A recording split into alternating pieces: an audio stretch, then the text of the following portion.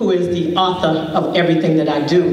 But for a while there, I put him on the back shelf because of some traumatic things that went on in my life. In 2004, I was diagnosed with fibromyalgia.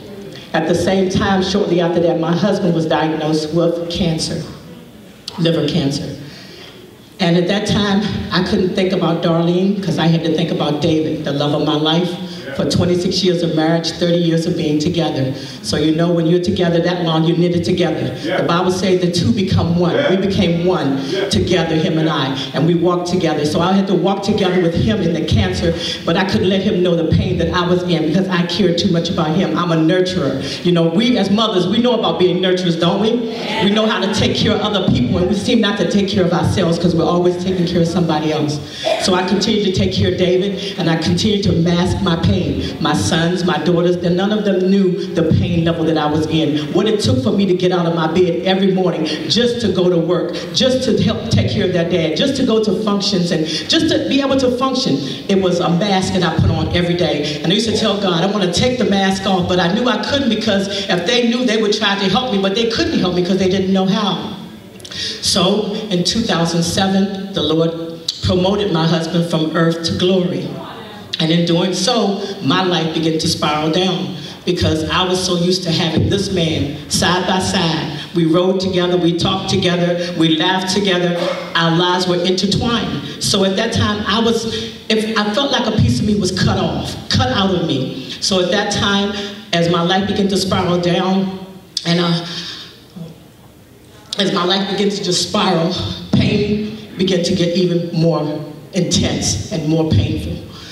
To the fact when I would go to work, I worked for a government agency within the spy business. So, you know, sometimes when you do something so long, because I worked for 36 years for them, you do something for so long, you know how to do some things that they've trained you to do. I know you guys that are in government, you know what I'm talking about. So, you know, so I would continue to do that. So, but it got to a point that I thought I was masking, but I wasn't doing too well of a job of it. So while I would be in my office, and I led a team. I was a chief of a division there, a hiring division, and I would lead them. But one day in a meeting, I went ballistic. I totally went ballistic.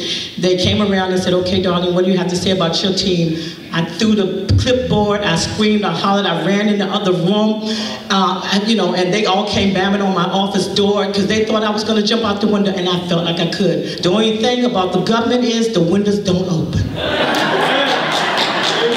So that couldn't be an out for me. So being good managers as they wanted to be, they got psychiatrists, they sent me to all kind of people, but being the good spy that I learned how to be and the good masker that I learned how to be, I began to mask it again because I didn't want to go through all the rigmarole that they were putting me through.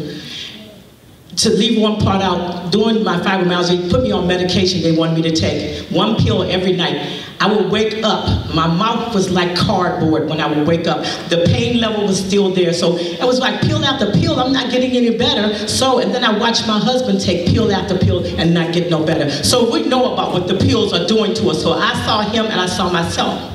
So at that time, when they sent me to all these psychiatrists and everything, didn't work. So finally, I talked to my children, I said, I want to retire. So I retired. And shortly after I retired, my nephew and my sister, Eric and Pastor Teresa, introduced me to this praise. What to tell you, the way I get out of my bed now is no longer the way I used to get out of my bed.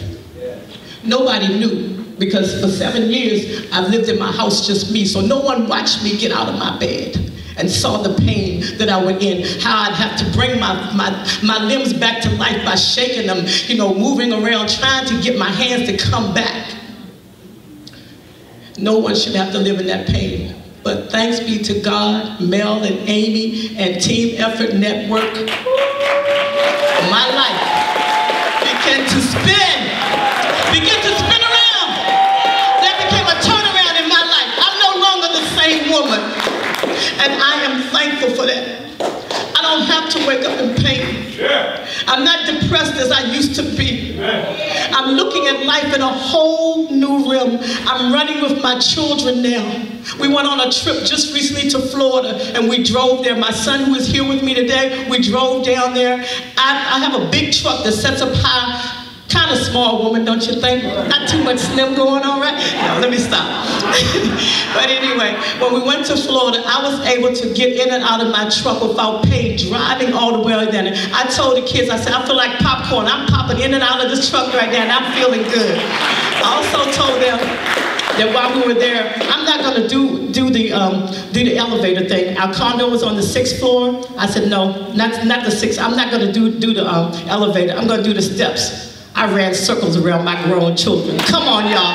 This lady ran circles around my grown children. One of them is right there. He can tell you.